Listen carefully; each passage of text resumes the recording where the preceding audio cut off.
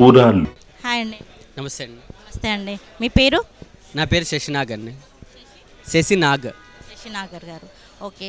So ఇప్పుడు మనకి ప్రజెంట్గా అయితే ఈ మధ్య కాలంలో టీనేజ్ కానీ చిన్నపిల్లలు కానీ పెద్దవాళ్ళు కూడా అలాగే కొంతమంది చూసుకుంటే డ్రగ్స్కి చాలా అలవాటు పడుతున్నారండి. సో డ్రగ్స్ ఎలా మనం అరికట్టవచ్చు?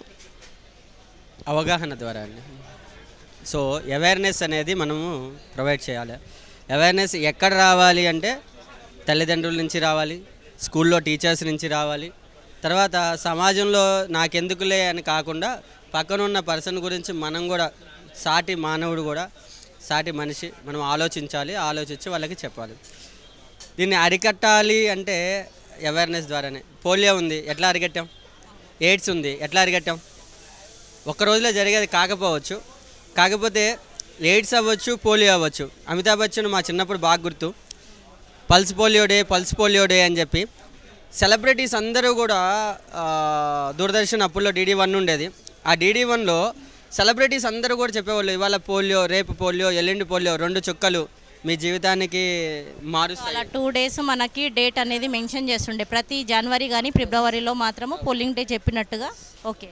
తర్వాత ఇది వరకు కంటే ఇప్పుడు ఓటర్ పర్సంటేజ్ పెరిగింది. ఎట్లా పెరిగింది? అవేర్నెస్ ద్వారా.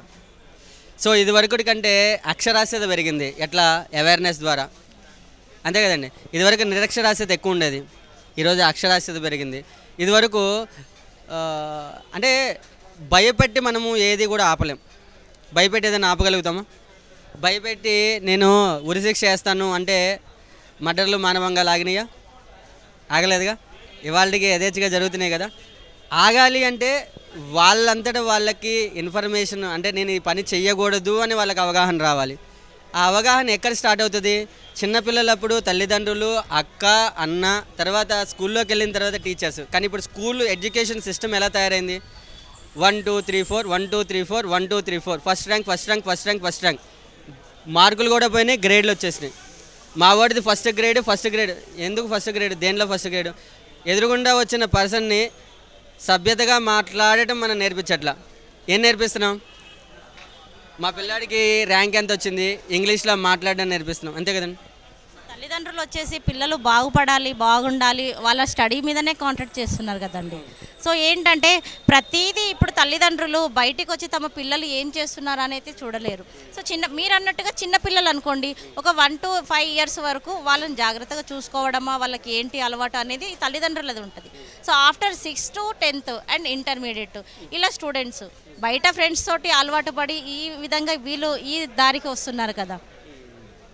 కరెక్ట్ అండి, మీరు అన్నది 200% కరెక్ట్. కానీ ఇదివరకు కంటే ఇప్పుడు ఎందుకు పెరిగింది అంతలా?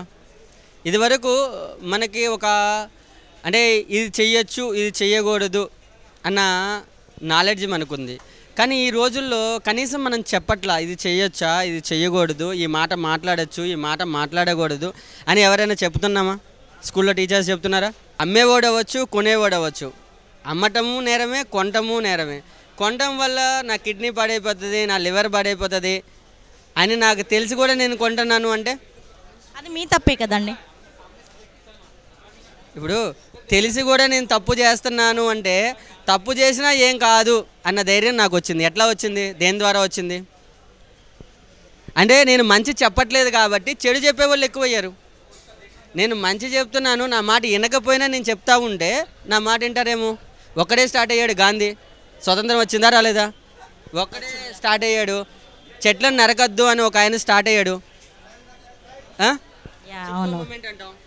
కానీ ఎన్ని చెట్లు పెరిగినాయి, ఎన్ని పార్కులు పెరిగినాయి? సో అలా ఇప్పుడు ఉన్న జనరేషన్కి, ఇప్పుడు ఉన్న ఈ స్టూడెంట్సే కానీ ఇప్పుడు ఎవరైతే ఏమంటారు డ్రగ్స్కి అలవాటు పడుతున్నారో, సో వాళ్ళ నుండే మనం రాబట్టాలని మీరు అంటున్నారు. మీ అభిప్రాయమా? వాళ్ళ నుంచి అని కాదండి, అంటే వాళ్ళ నుంచి అని కాదు, వాళ్ళు ఎవరు అనేది మీరు ఐడెంటిఫై చేయగలుగుతారా? చేసిన తర్వాత కదా చెప్తారు. వాళ్ళ కౌన్సిలింగ్స్ ఉంటాయి కదా. చేసిన తర్వాత మానిపించడానికి తల్లిదండ్రులు కౌన్సిలింగ్ తీసుకెళ్తారు, పోలీసులు కౌన్సిలింగ్ తీసుకెళ్తారు. చేసే ముందే ఆపాలి అంటున్నా నేను. చేసే ముందు ఎలా ఆపగలుగుతాం? చిన్నప్పటి నుంచి ఇది చెయ్యకూడదు అని చెప్పడం ద్వారా ఆపగలుగుతాం. ఇది పెద్దడైపోయి ఒక 18 ఏళ్ళ వయసులో ఉన్న కుర్రోడికి మీరు ఏదైనా చెప్తే వింటాడండి?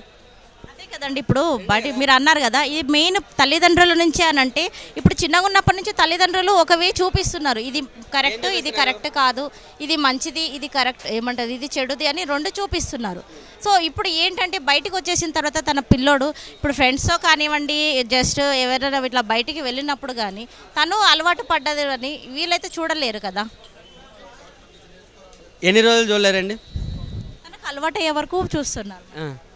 ఎన్ని రోజులు చూడలేరు? భయం ఉంటుంది కదా, ఇప్పుడు నా భయం ఉంటుంది కదా.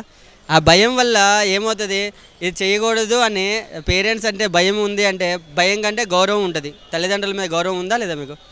మీరు ఒక తప్పు చేయాలి అంటే ఎందుకు ఆగుతారు? భయంతో ఆగుతారా, గౌరవంతో ఆగుతారా? గౌరవం.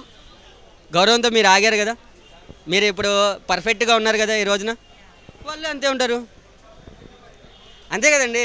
ఈ రోజున మీరు సమాజంలో ఏదైతే విధంగా ఒక కల్చర్ని అడాప్ట్ చేసుకొని కల్చర్ ప్రకారం మీరు వెళ్తున్నారో, నేను వెళ్తున్నాను, ఎలా అలవాటైంది? మీ స్కూల్లో మీ పేరెంట్స్, స్కూల్లో టీచర్స్ చెప్పబట్టి మీరు ఈరోజు ఒక కల్చర్డ్గా ఈ సొసైటీలో ఒక దాన్ని ఏమంటామండి, ఒక ప్రోడక్ట్, మంచి ప్రోడక్ట్ అనడానికి ఏదో మార్క్ అంటాం. ఏం మార్కు?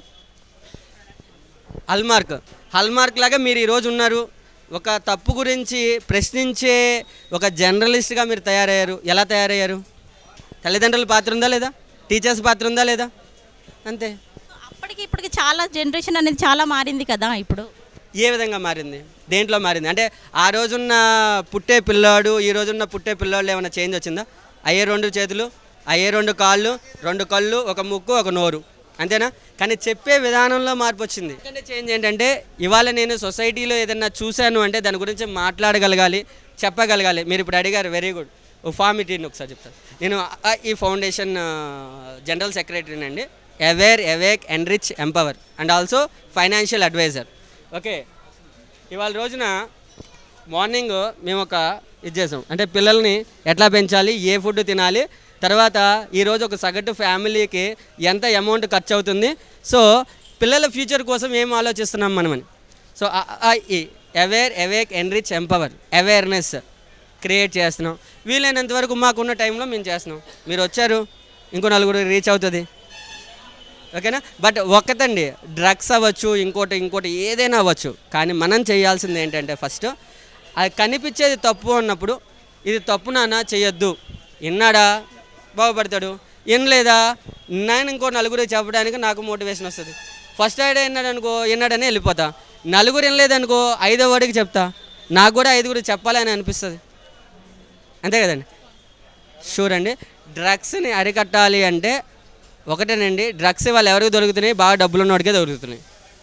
ఓకే, సాధారణమైన మిడిల్ క్లాస్ వాడు ఎవరు డ్రగ్స్ తీసుకునేంత ఓపిక లేదు, వాడి దగ్గర డబ్బులు లేవు. డ్రగ్స్ ఎవరి దగ్గర ఉంటాయి? సెలబ్రిటీసో లేదంటే అంటే కొంచెం డబ్బులు ఎవరి దగ్గర ఎక్కడ ఉన్నాయో వాళ్ళ దగ్గర ఉంటాయి. ఇక ఫుడ్ డ్రగ్స్లో చేంజ్ రావాలి అంటారా? నైతిక విలువలు అంతే. ఓకే అండి, థ్యాంక్ యూ, చాలా బాగా చెప్పారండి. సో చూశారు కదండి, తను ఫస్ట్ మన పేరెంట్స్ దగ్గర నుంచి అలాగే అరికట్టడానికి అని, సో తను తన మాటల్లో చాలా బాగా చెప్పారు. ఓకే అండి, థ్యాంక్ యూ.